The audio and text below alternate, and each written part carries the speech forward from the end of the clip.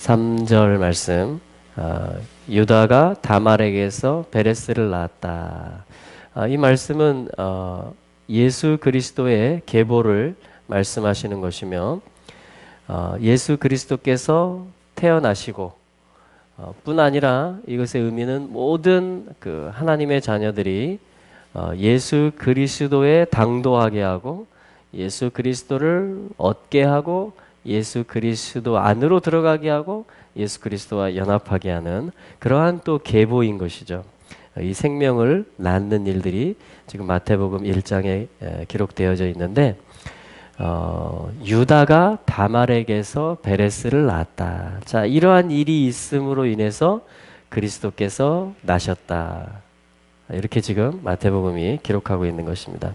자, 오늘 또 토라의 말씀 같이 보시면 창세기 38장입니다. 오늘 창세기 38장 전장이 오늘 읽을 그 알리야의 말씀이고요.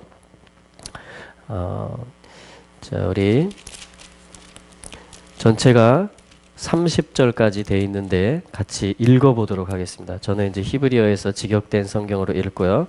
여러분들이 가지고 계신 성경으로. 그래서 우리가 말씀을 어떤 그 티칭하고 말씀을 강론하는 것을 듣는 것이 유익할 수 있지만, 그보다 먼저 하나님의 말씀을 그대로 읽는 것이 더 근본이며 우선인 줄로 믿습니다. 그래서 이 말씀을 읽는다는 것 자체가 뭐냐면은 내가 이 말씀을 존중하며 나아가 경외하며 내가 이 말씀 가운데서 있기를 원합니다. 또 이 말씀이 내게 오고 이 온 땅에 비추어지는 말씀인 줄을 믿습니다.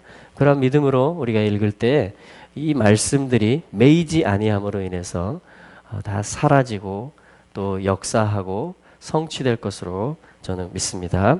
자, 그러한 믿음으로 저희가 또 한번 38장 전장을 읽도록 하겠습니다. 여러분들이 가지고 계신 번역본으로 읽으시면 되겠습니다. 그때 예후다가 그의 형제들로부터 내려가 한 아둘람 사람 그의 이름은 히라다 옆에 천막을 쳤다. 거기서 예후다는 크나안 사람 그의 이름은 슈아다의 딸을 보고 그녀를 취하여 그녀에게 들어갔다. 그녀가 임신하여 아들을 낳았다. 그가 그 아이의 이름을 에르라고 불렀다. 그리고 그녀가 다시 임신하여 아들을 낳고 그 아이의 이름을 오난이라고 불렀다. 그리고 그녀가 또다시 아들을 낳고 그 아이의 이름을 쉴라라고 불렀다. 그녀가 그를 낳았을 때 그는 크십에 있었다. 예후다가 그의 맏아들 에르를 위하여 아내를 취했는데 그녀의 이름은 타마르였다. 예후다의 맏아들 에르가 여호와의 눈에 악했다. 그래서 여호와께서 그를 죽이셨다. 예후다가 오난에게 말했다. 내 형수에게 들어가서 그녀에게 시동생의 의무를 하라. 그래서 내 형을 위하여 씨를 일으키라. 오난은 그 씨가 그의 것이 되지 않을 것을 알고 그 형수에게 들어갈 때 그의 형을 위하여 씨를 주지 않으려고 땅에 사정했다. 그 행한 것이 여호와의 눈에 악했다. 그래서 그가 그도 죽이셨다. 예후다가 그의 며느리 타마르에게 말했다. 내 아들 실라가 클 때까지 내 아버지 집에서 과부로 살아라. 왜냐하면 그도 그의 형들처럼 죽을지도 모른다고 그가 생각했기 때문이었다. 타마르가 그녀의 아버지의 집에 가서 살았다. 그 날들이 많이 지나고 예후다의 아내 슈아의 딸이 죽었다. 예후다가 위로받고 나서 그 아둘람인 그의 친구 히라와 함께 팀나로 그의 양떼의 털을 깎는 자들에게 올라갔다. 타마르에게 전해졌다. 이르기를 내 시아버지가 그의 양떼의 털을 깎으려고 팀나로 올라간다. 그녀는 그녀의 과부의 옷들을 그녀에게서 벗고 그 스카프로 얼굴을 가리고 몸을 휩싸고 팀나로 가는 길 옆에 있는 에나임 입구에 앉아 있었다. 왜냐하면 실라가 다 큰 것을 그녀가 보았는데도 그녀가 그의 아내로 주어지지 않았기 때문이었다. 예후다가 그녀를 보고 창녀로 그녀를 생각했으니 이는 그녀가 그녀의 얼굴을 가렸기 때문이었다. 그가 그 길에 있는 그녀에게 가서 말했다. 자, 나로 내게 들어가게 하라. 이는 그녀가 그의 며느리인 줄을 그가 몰랐기 때문이었다. 그녀가 말했다. 당신이 내게 들어오면 당신이 내게 무엇을 주시겠습니까? 그가 말했다. 나는 그 작은 가축 중에서 새끼 염소를 보낼 것이다. 그녀가 말했다. 당신이 그것을 보낼 때까지 담보물을 주신다면. 그가 말했다. 내가 내게 주어야 하는 그 담보가 무엇이냐? 그녀가 말했다. 당신의 인장과 당신의 허리끈과 당신 손에 있는 당신의 지팡이입니다. 그가 그녀에게 주고 그녀에게 들어가니 그녀가 그로 인하여 임신했다. 그리고 그녀는 일어나 가서 그녀에게서 그녀의 스카프를 벗고 그녀의 과부들의 옷을 입었다. 예후다가 그 여자의 손에서 그 담보물을 취하려고 그 새끼 염소를 그 아둘람인인 그의 친구의 손에 보냈다. 그러나 그는 그녀를 발견하지 못하고 그녀가 있던 곳의 사람들에게 물었다. 이르기를 그 길 옆 그 에나임에 있던 그 신전 창녀가 어디 있습니까? 그들이 말했다. 이곳에는 신전 창녀가 없습니다. 그가 예후다에게 들어가서 말했다. 내가 그녀를 발견하지 못했네. 그리고 그곳의 사람들도 이곳에는 신전 창녀가 없다라고 말했네. 예후다가 말했다. 우리가 멸시당하지 않도록 자네가 그녀의 것을 가지고 있게. 나는 이 염소 새끼를 보냈고 자네는 그녀를 발견하지 못한 것일세. 3달가량 지난 후에 예후다에게 전해졌다. 이르기를 당신의 며느리 타마르가 음행으로 임신까지 했다. 예후다가 말했다. 그녀를 끌어내어 그녀가 불살라지게 하라. 그녀가 끌려 나올 때 그녀는 그녀의 시아버지에게 담보물들을 보냈다. 이르기를 이것들의 주인에게서 내가 임신했습니다. 그녀가 말했다. 이것들 그 인장과 그 허리끈과 그 지팡이가 누구의 것인지 알아보십시오. 예후다가 알아보고 말했다. 나보다 그녀가 옳다. 왜냐하면 내가 내 아들 실라가 그녀를 주지 않았기 때문이었다. 그리고 그는 더 이상 그녀를 알지 않았다. 그녀가 아이를 낳았을 때 그녀의 뱃속에 쌍둥이가 있었다. 그녀가 아이를 낳을 때 그 아이 중 하나가 손을 내주었다. 그 산파가 그 아이의 손에 진홍색 실을 메고 말했다. 이 아이가 먼저 나왔다. 그의 손이 다시 들어가자 그의 형제가 나오니 그녀가 말했다. 왜 네가 스스로 밀치고 나오느냐? 그래서 그의 이름을 페레츠라고 불렀다. 나중에 진홍색 실이 그의 손에 있던 그의 형제가 나왔다. 그래서 그가 그녀의 이름을 제라흐라고 불렀다. 아멘. 예. 창세기 38장의 말씀을 저희들이 읽었습니다. 할렐루야. 이 38장의 말씀은 앞에 37장의 말씀, 요셉이 꿈을 꾸었죠. 자, 37장은 뭐냐면 야곱이 아버지가 우거하던 땅에 이제 돌아와서 정착했다 이렇게 시작했습니다. 그래서 이제 이 야곱이 이스라엘로서 풀어지는 야곱 속에 넣어놓으신 하나님의 씨앗들이 그의 아들들을 통해서 이제 나타나고 열매 맺게 되는 그 이스라엘이 나타나는 거죠. 보여지는 것이죠. 커지는 것이고 번성하는 것이죠. 자, 그러한 이야기들을 이제 쭉 전개해 나가는데 그 첫 번째가 뭐냐면 요셉이었습니다. 그래서 요셉이 꿈을 꾸게 되었고 이 하나님의 꿈을 하나님께서 펼쳐가시는 그러한 역사가 이제 시작되는 것이 바로 이 전장 37장에서 있었던 일이었죠. 그리고 사실은 39장으로 가면 그리고 40장에서 50장까지가 다 뭐냐면 이 요셉의 꿈이 성취되는 이야기입니다. 11곡식단이 그의 형제들이 기근 때에 요셉에게 가서 양식을 얻고 실제 요셉에게 절을 하는 것이죠. 여러분 예수 그리스도에게로 만민이 나와 양식을 얻으며 또 경배하게 될 것입니다. 할렐루야. 이것이 요셉의 꿈이에요. 이것이 이스라엘 안에 하나님이 넣어놓으신 DNA이며 씨앗이며 그걸 꿈으로 주셨고 창세기에서 이렇게 펼쳐 보이신 것입니다. 지금도 이 꿈이 펼쳐지고 있는 줄로 저는 믿습니다. 그래서 만민을 위한 생명 양식이신 예수 그리스도가 계속 증거되고 그래서 뭐냐면 이 믿음의 가문 안으로 하나님의 자녀로 돌아오고 있어요. 그리고 들어오고 있고 더해지고 있습니다. 이 추수가 이제 마칠 때가 가까이 오고 있는 것이죠. 그것이 아사프, 요세프, 수프, 요셉의 뜻들이에요. 이 요셉이 풀어지는 것입니다. 자, 이스라엘은 이렇게 번성하게 돼 있어요. 이스라엘은 이렇게 어떤 생명에 대한 핵심적인 복음을 가지고 있어서 만민을 위해서 복이 되게 돼 있습니다. 그런데 요셉을 통해서 펼쳐가시는 하나님의 역사와 함께 하나님의 12아들을 통해서 다 역사를 펼쳐가세요. 그런데 그 중에 또한 중요한 아들이 누구냐면 오늘 바로 이 38장의 주인공인 유다입니다. 유다. 마태복음 1장 3절에서 우리가 처음에 읽었던 것처럼 유다는 그렇죠? 다말에게서 베레스를 낳았고 자, 이 말씀을 통해서 마태복음 1장에서 예수님이 오셨단 말씀이죠. 할렐루야.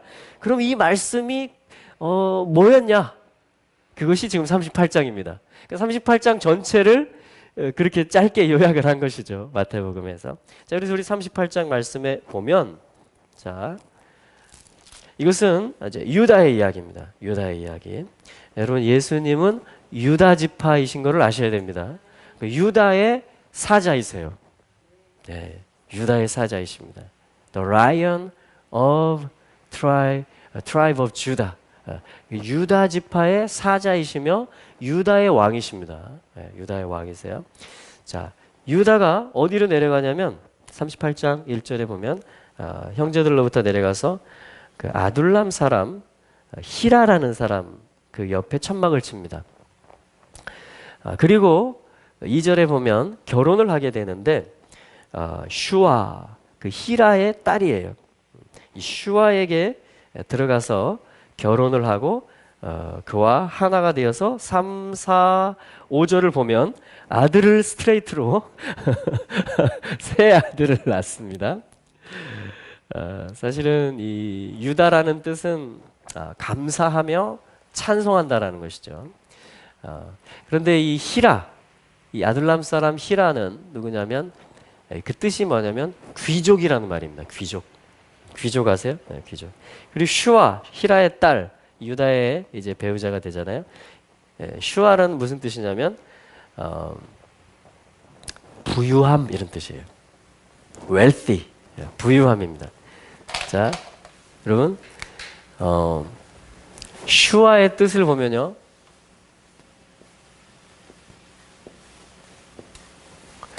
여러분, 신, 바브, 아인, 슈아인데, 여러분, 이 이름 딱 보고서 생각나시는 거 있으십니까? 예슈아! 역시, 그렇죠. 예슈아의 같은 스펠링들인데, 뭐만 빠졌어요? 요드만 빠졌어요, 앞에. 예후다가 뭘로 시작하는지 아세요? 요드로 시작합니다. 그러니까 예후다의 요드만 있으면 예슈아가 돼요.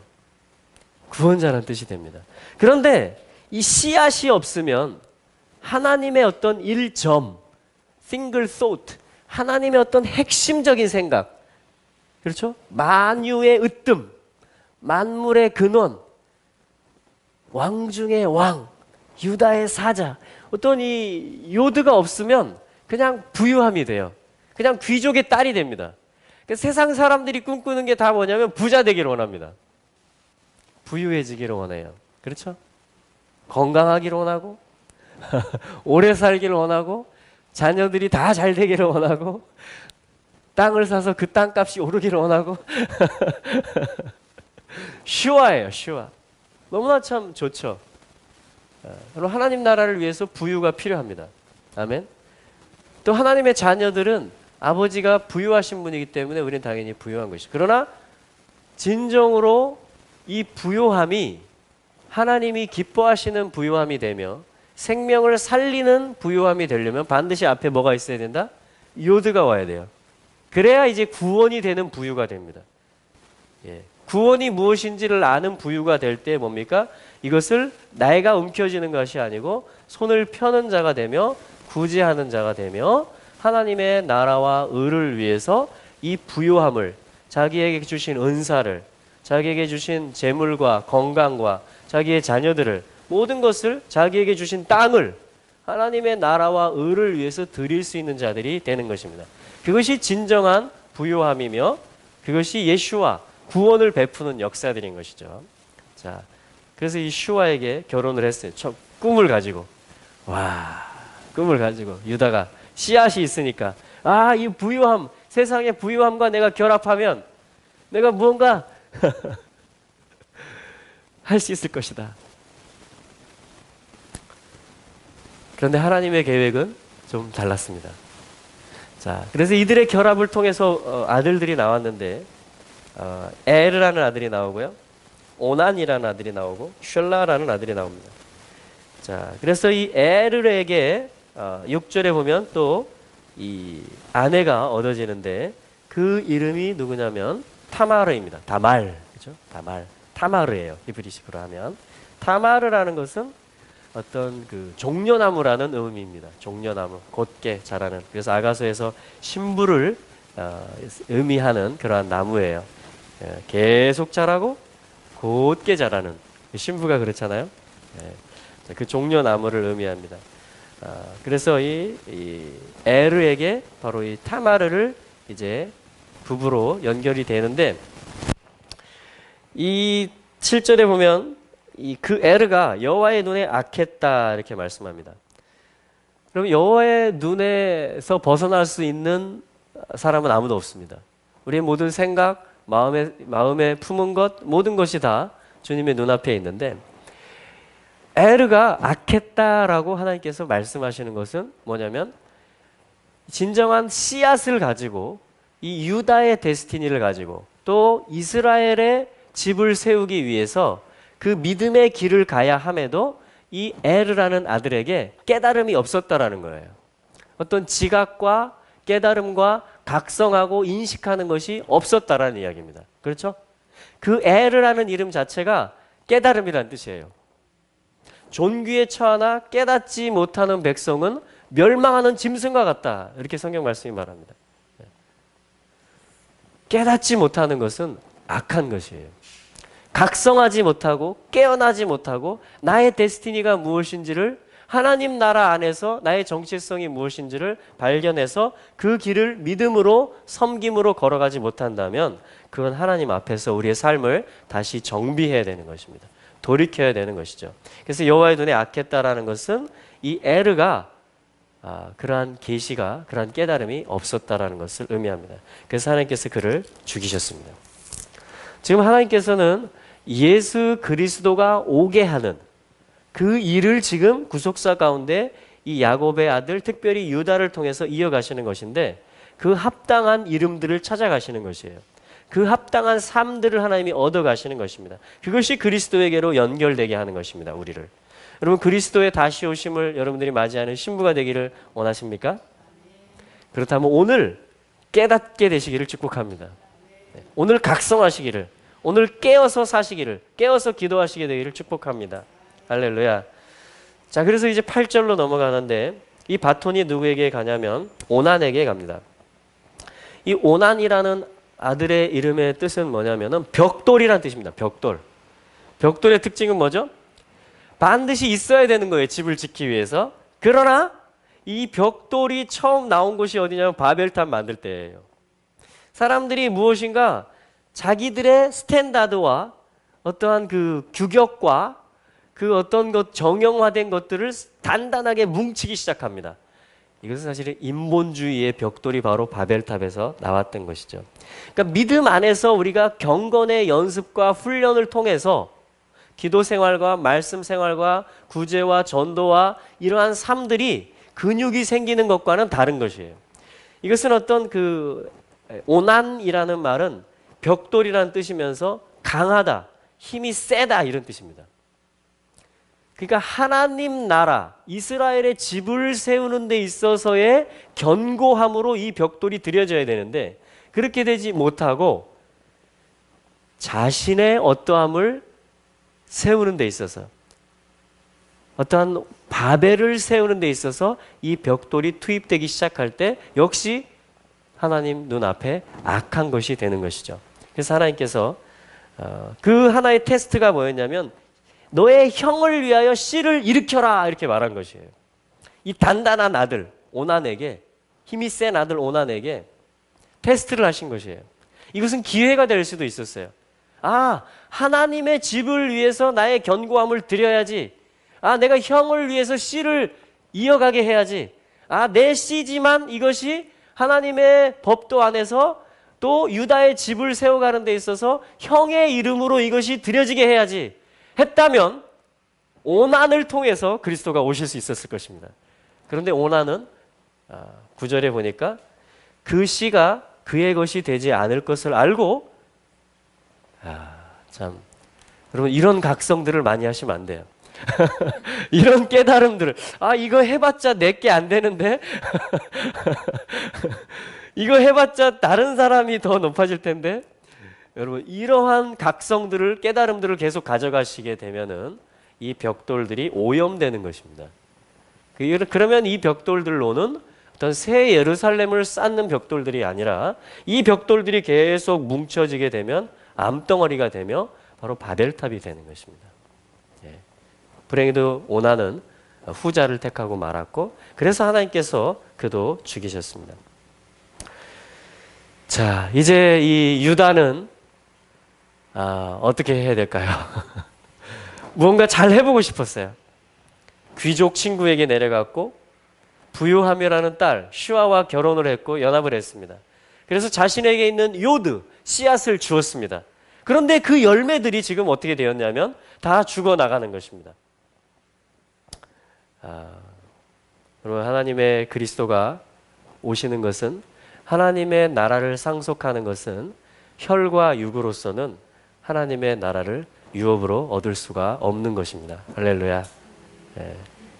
자, 한 아들이 남았습니다. 그런데 유다는 망설이기 시작합니다. 왜냐하면 이것은 자신의 마지막 카드이기 때문에. 마치 야곱에게 베냐민이라는 존재처럼 이 쉘라는 간청이라는 뜻이고 탄원한다라는 뜻이고 기도한다라는 의미를 가지는 것이에요. 자기의 그 데스티니를 실현할 수 있는 마지막 카드를 이제 감추기 시작합니다. 그래서 다말을 그 친정으로 돌려보내게 되며, 다말은 과부의 옷을 입고 이제 면박을 가리게 되며 어떤 그러한 삶을, 과부의 삶을 살아가게 돼요. 그 시간이 오래 지났다 이렇게 성경이 12절에 많은 날들이 지났다 이렇게 얘기합니다. 다말이 과부의 삶을 사는데 많은 날들이 지났다. 여러분, 하나님의 구원의 역사가 히라의 딸 슈아를 통해서 전개된 것이 아니고 이 씨앗을 받는 데 있어서, 그렇죠? 누가 이것을 받냐면 타마르가 받습니다. 탐 하면 온전하다, 순전하다 이런 뜻이에요. 거꾸로 뭇 하면 죽음이란 뜻입니다. 이것이 머리가 되는 삶, 그것이 뭐냐면 종려나무이며 신부의 삶을 예표하는 것입니다. 근데 타마르가 어떠한 신분으로 살았느냐? 이 다말이 어떠한 유다 집에 있어서 맏며느리가 되었기 때문에, 그죠? 사실은 그냥 자동적으로 어떻게 보면 대를 이을 수 있고 바톤을 이어갈 수 있는 그러한 부르심 가운데 있었어요. 아주 좋은 선두주자의 포지션에 있었습니다. 그렇죠? 그런데 하나님께서는 다말을 또 낮추기 시작하시는 것이에요. 그것이 지금까지 있었던 이 역사들입니다. 그런데 이 다말로 하여금 하나님이 어떠한 복장을 입히시게 되냐면 과부의 복장을 입히십니다. 과부의 삶을 주시는 거예요. 과부의 삶. 그럼 과부가 뭔지 아십니까? 엘,